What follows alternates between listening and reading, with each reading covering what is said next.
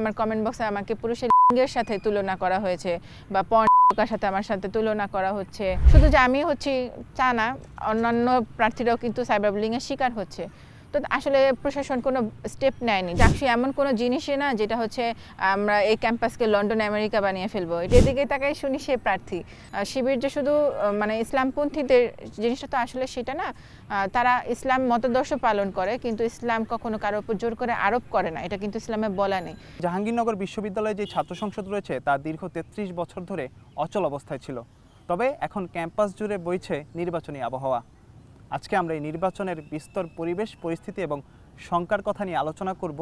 আমাদের সঙ্গে রয়েছে ইসলামী ছাত্র শিবির সমর্থিত প্যানেলের এজিএস নারী প্রার্থী আয়েশা সিদ্দিকা মেঘলা। জাহাঙ্গীরনগর বিশ্ববিদ্যালয় একটি উন্মুক্ত মঞ্চ বলা চলে, যেহেতু ঢাকার অদূরে প্রতিষ্ঠিত হয়েছিল এবং যেটি বলছিলাম যে দীর্ঘ ৩৩ বছর ধরে এখানে আসলে কোনো ছাত্র সংসদ নির্বাচন হয় না, অর্থাৎ ছাত্রদের থেকে যে নেতৃত্ব গড়ে উঠবে তারও কিন্তু কোনো সুযোগ ছিল না। সিনেট ভবনে কোনো ধরনের আলাপ আলোচনা নেই, অর্থাৎ ছাত্রদের কোনো ধরনের পদচারণা নেই।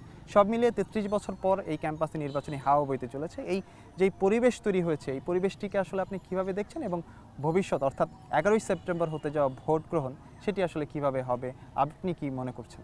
দীর্ঘ ৩৩ বছর পর জাকসু নির্বাচন হতে যাচ্ছে।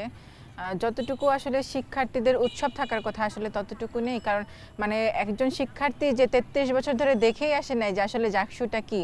মানুষ ভাবে যে জাকসু একটা ভবন, কিন্তু এখানে যে আসলে একটা কার্যক্রম হয় বা এখানে যে শিক্ষার্থীদের একজন আইকন থাকে যারা সিনেটে গিয়ে শিক্ষার্থীদের কাছে তাদের দাবি দাওয়া তুলে ধরবে, এ ধরনের আসলে তারা একটা পরিবেশ দেখেই আসে নাই। সে জায়গা থেকে তারা নতুন করে জানছে।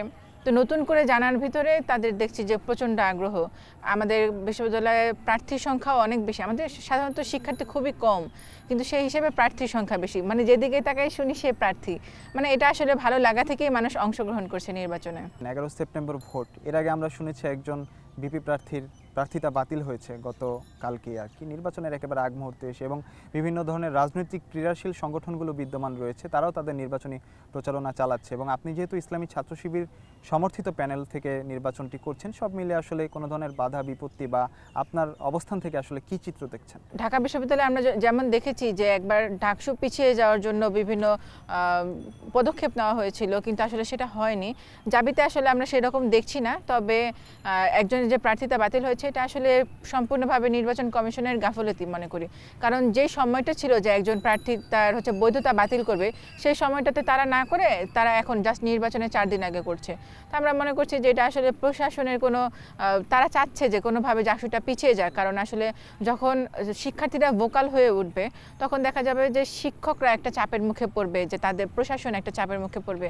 কারণ আমরা যখন এখন আলাদা আলাদা সংগঠন, রাজনৈতিক সংগঠন, কিন্তু সবাই যখন এক হয়ে একটা সেন্ট্রাল সংসদ হবে তখন আসলে খুব চাপের মুখে পড়তে হবে তাদের। তো তারা হয়তো বা এই জিনিসটা চাচ্ছে না, বা আদার্স আরও রাজনৈতিক বিভিন্ন কারণ আছে। তো সেই হিসেবে যদি তারা ভাবেও যে এটা করে আসলে তারা পার পেয়ে যাবে, তাহলে আমার ধারণা ভুল। কারণ জাকসু এখন অনেক দূর এগিয়ে এসেছে এবং আসলে সাধারণ শিক্ষার্থীরা এটা রুখে দাঁড়াবে। আপনি ইসলামী ছাত্র শিবির সমর্থিত প্যানেলের রয়েছেন এবং ইসলামী ছাত্র শিবির নিয়ে মাঠ পর্যায়ে, ক্যাম্পাস পর্যায়ে নানান ধরনের গুঞ্জন থাকে বা গুঞ্জন রয়েছে। বিভিন্ন ধরনের আমরা প্রশ্ন শুনি নারীদের স্বাধীনতার ক্ষেত্রে, নারীদের চলাফেরার ক্ষেত্রে, সব বিষয়ে। এবং আপনি ওই দলটির সমর্থিত প্যানেলের এজিএস প্রার্থী হয়েছেন। সব মিলে আসলে আপনার এই অবস্থানটার একটু আমাদের ব্যাখ্যা করেন এবং সাধারণ শিক্ষার্থী যারা রয়েছে, আপনার ভোটার যারা রয়েছে, তাদেরকে একটু বার্তা দেন আসলে আপনার পরিস্থিতিটা এখন কেমন। আমাদের ক্যাম্পাসে প্রায় 1.5 বছর হয়েছে যে শিবির প্রকাশ্যে এসেছে।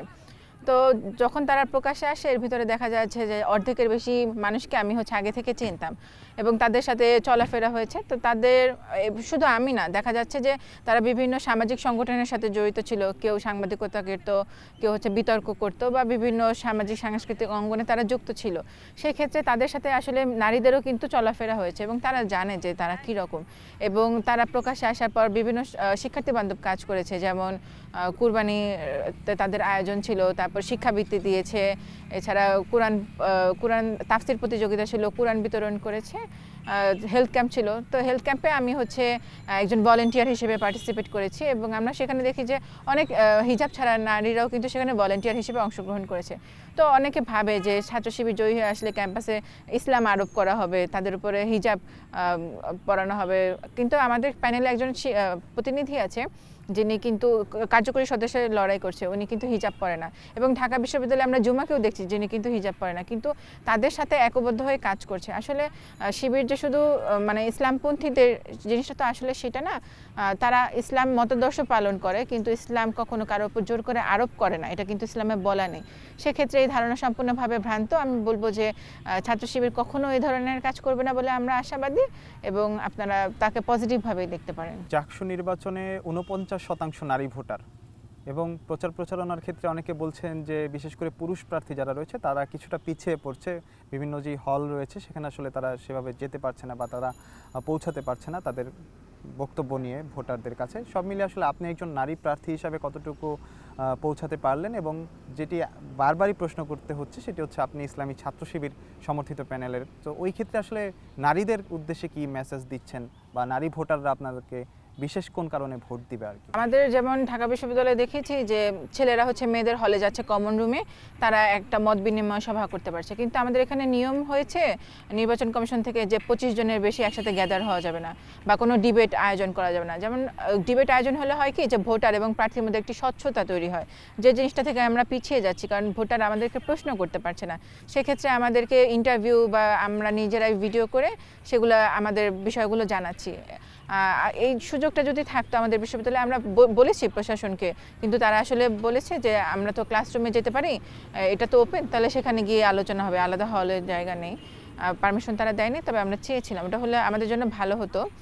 আর আমরা যখন সকালবেলা বিভাগগুলোতে যাচ্ছি এবং সন্ধ্যাবেলা ছাত্রী হলগুলোতে যাচ্ছি, তো শিবির সমর্থিত প্যানেল, আমরা ভেবেছিলাম যে শিবিরের প্যানেল থেকে যাব শুনে তারা হয়তো বা একটু নাক ছিটকাবে বা ভালোভাবে নিবে না, কিন্তু দেখা যাচ্ছে যে এমন অনেক ঘটনা ঘটেছে যে তারা নিজেরা হল সংসদে নির্বাচন করছে এবং প্রতিদ্বন্দ্বী আছে, কিন্তু তারা তাদের নিজেদের প্রচারণা বাদ দিয়ে আমাদের সাথে দেখা করতে চলে আসছে। আবার তারা বলছে যে আপু আপনারা এত দেরি করে কেন আসেন, আমরা আপনাদের ভোট দেওয়ার জন্য বসে আছি কিন্তু আপনারা আসছেন না। এই জিনিসগুলো হচ্ছে আমাদের এত ভালো লাগা কাজ করে যে আমরা শিবির সমর্থিত প্যানেল থেকে মানে আসার পরেও তারা আমাদের খুব ভালোভাবে গ্রহণ করছে। ক্যাম্পাসে বিভিন্ন ছাত্র সংগঠন রয়েছে, রাজনীতি তারা করছেন, ছাত্র শিবিরও রয়েছে। এছাড়া আমরা যদি বলি ছাত্র দল রয়েছে, বাংলাদেশ গণতান্ত্রিক ছাত্র সংসদ রয়েছে, বিভিন্ন বাম ছাত্র সংগঠন রয়েছে, এবং শিক্ষার্থীদের পাশাপাশি শিক্ষকদেরও কিন্তু তাদের বিভিন্ন রাজনৈতিক প্ল্যাটফর্ম রয়েছে। সব মিলিয়ে এই শিক্ষক এবং শিক্ষার্থীদের যে রাজনৈতিক প্ল্যাটফর্মের মধ্যে প্রতিযোগিতার মধ্যে আসলে আপনারা ছাত্র শিবির সমর্থিত প্যানেলের যারা রয়েছেন তাদের প্রচার প্রচারণা থেকে শুরু করে নির্বাচনী যে ব্যবস্থাপনা আছে সেখানে আসলে কোনো সমস্যার সম্মুখীন হচ্ছেন কিনা, এই যদি হয়ে থাকেন কেন, বা না হলে আসলে কিভাবে আপনারা এগুলো কমপ্লিট করছেন, সম্পূর্ণ করছেন নির্বাচনী কার্যক্রম? নির্বাচনী প্রচারণায় এখন পর্যন্ত আমরা কোনো বাধার সম্মুখীন হইনি। যেমন আমরা আজকে দর্শন বিভাগে একই রুমে একই সাথে আমরা ছাত্রদল এবং ছাত্র শিবিরের প্যানেল একসাথে গিয়ে আমরা প্রচারণা করে এসেছি। তো আমরা সবাইকে সহযোগিতা করছি। আমাদের বিশ্ববিদ্যালয় যেহেতু ছোট, যে দেখা যায় যে আমাদের না চাইতেও একজনের সাথে 10 বার দিনে দেখা হয়ে যায় বটতলায় গেলে এরকম। তো ওই বিষয়টা আমাদের ভিতরে আসলে সে যদি যতই সে বামপন্থী হোক বা ডানপন্থী হোক বা ছাত্রদলের হোক, যেই হোক, আমাদের আসলে একটা সুন্দর বন্ধুত্বপূর্ণ সম্পর্ক, যেহেতু আমাদের একদম 700 একরের একটা ছোট্ট জায়গা, সেই হিসেবে আমাদের এরকম কোনো সমস্যা হচ্ছে না। আমরা সবাইকে সাপোর্ট করছি। আরও বুলিং, ট্যাগিং সহ বিভিন্ন হয়রানির অভিযোগ আর কি নারীদের, আপনি কখনো এরকম হয়রানির মধ্যে পড়েছেন কিনা, এবং আপনার যে সমস্ত নারী ভোটাররা রয়েছে তাদেরকে এর ক্ষেত্রে কিভাবে রক্ষা করবেন? বা অনেক ক্ষেত্রে অভিযোগ উঠে বিভিন্ন ছাত্র সংগঠনের প্রতি যে তারাও নাকি এই সমস্ত বুলিংয়ের ওপর রয়েছে বা বুলিংয়ের সাথে সম্পৃক্ত, এই বিষয়টিকে আসলে কিভাবে দেখছেন? আমি বিশ্ববিদ্যালয়ে দীর্ঘ একটি সময় সাংবাদিকতা করেছি এবং অ্যাক্টিভিজমের সাথে জড়িত ছিলাম। কোনো রাজনৈতিক সংগঠনের সাথে যুক্ত না থাকায় আমার সাথে একাধিক সংগঠন যোগাযোগ করে, রাজনৈতিক সংগঠন, সেখান থেকে ছাত্র শিবিরে আসা। আমার কাছে তাদের অর্গানাইজেশন ভালো লাগে, সেখান থেকেই আসা। তো আমি যখন আমাদের নির্বাচনী ঘোষণা দেই, তার আগে থেকেই মানুষ মানে গুঞ্জন উঠে যে আমি ছাত্র শিবিরের প্যানেলে যাচ্ছি, মানুষ আর কি একটু বুঝছে। তো দেখা যায় যে তখন থেকেই বিভিন্ন পেজ থেকে বা বট আইডি থেকে আমাকে ট্যাগিং দেওয়া শুরু হয় যে আমি ছাত্র শিবির বা হচ্ছে আমি ছাত্রী সংস্থার এরকম। তো এরপরে যখন প্যানেল ঘোষণা হয়, এরপর থেকে ট্যাগিং অনেক বেশি বাড়তে থাকে। দেখা যায় যে কোনো পোস্ট করলে সেটার কমেন্ট বক্স কিংবা আমার মেসেজে খুবই নোংরা কুরুচিপূর্ণ কথা আসে, তারপরে হচ্ছে মানে চরিত্র নিয়ে আলোচনা হয় এরকম। তো দেখা যাচ্ছে যে বিভিন্ন পেজ থেকেও হচ্ছে মানে আমি যদি সরাসরি বলি, আমার কমেন্ট বক্সে আমাকে পুরুষের লিঙ্গের সাথে তুলনা করা হয়েছে বা পর্ন তারকার সাথে আমার সাথে তুলনা করা হচ্ছে, কিংবা বলা হচ্ছে আমার এমন একটা পোস্ট আসছে যে আমার হচ্ছে লিঙ্গ নিয়ে ধোঁয়াশা রয়েছে। এই ধরনের বিদ্রুপপূর্ণ এত আসে কমেন্ট। তো সেই প্রেক্ষিতে হচ্ছে আমরা প্রশাসন বরাবর একটি স্মারকলিপি প্রতিবাদ লিপি দিয়েছিলাম। তো স্যার শুধু বলে যে ধৈর্য ধারণ করতে, প্রক্টর স্যার, কিন্তু আসলে তারা কোনো স্টেপ নেয়নি। শুধু যে আমি হচ্ছি তা না, অন্যান্য প্রার্থীরাও কিন্তু সাইবার বুলিংয়ের শিকার হচ্ছে। তো আসলে প্রশাসন কোনো স্টেপ নেয়নি। যদি স্টেপ নিত তাহলে জিনিসটা আসলে কমে আসতো, এবং সেক্ষেত্রে পরবর্তীতে যাতে কেউ এরকম সাইবার বুলিংয়ের শিকার না হয়, আমাদের বিশ্ববিদ্যালয় হচ্ছে একটা যৌন নিপীড়ন বিরোধী সেল আছে, কিন্তু সেটার কার্যক্রম তেমন একটা চলে না। তো এই সেলটাকে আরও মজবুত করতে হবে, আরও ক্রিয়াশীল করতে হবে, যাতে এখান থেকে শিক্ষার্থী, সে ছেলে হোক কিংবা মেয়ে হোক, সে যেন বিচার পেয়ে আসে। কোনো বার্তা রয়েছে কিনা আপনার ভোটারদের উদ্দেশ্যে বলার, তাহলে বলতে পারেন। ভোটারদের উদ্দেশ্যে বলবো যে আমাদের ইশতেহার আজকে আমরা সংবাদ সম্মেলন করে জানিয়েছি, আপনারা ইশতেহারগুলো একবার পড়বেন। আমার বিশ্বাস যে আমাদের প্যানেলের ইশতেহার সব থেকে শিক্ষার্থী বান্ধব এবং বাস্তবসম্মত। আমরা কোনো আকাশচুম্বী এমন কোনো ইশতেহার দিচ্ছি না যেগুলো আসলে জাকসু এমন কোনো জিনিসই না যেটা হচ্ছে আমরা এই ক্যাম্পাসকে লন্ডন আমেরিকা বানিয়ে ফেলবো। এটা হচ্ছে শিক্ষার্থীদের জন্য যতটুকু করা যায়, এবং বাংলাদেশ ইসলামী ছাত্র শিবির শিক্ষার্থীদের জন্য অনেক কাজ করে আসছে এবং মানুষজন দেখছে। তো আমরা বিশ্বাস করি আপনারা আমাদের ইশতেহারগুলো পড়বেন, দেখবেন, ভালো লাগবে, এবং আশা করি যে আমরা জয়ী হয়ে আসবো, আপনারা আমাদেরকে ভোট দিবেন ইনশাল্লাহ। দর্শক, আয়েশা সিদ্দিকা যেমনটি বলছিলেন যে লন্ডন বা আমেরিকা নয়, জাকসু হবে সাধারণ শিক্ষার্থীদের, সেই প্রত্যাশা রেখেই আজকের মতো এই অনুষ্ঠান শেষ করছি। আমি মাজহার ইমন, আপনারাও সঙ্গে থাকুন এনপিবি নিউজের।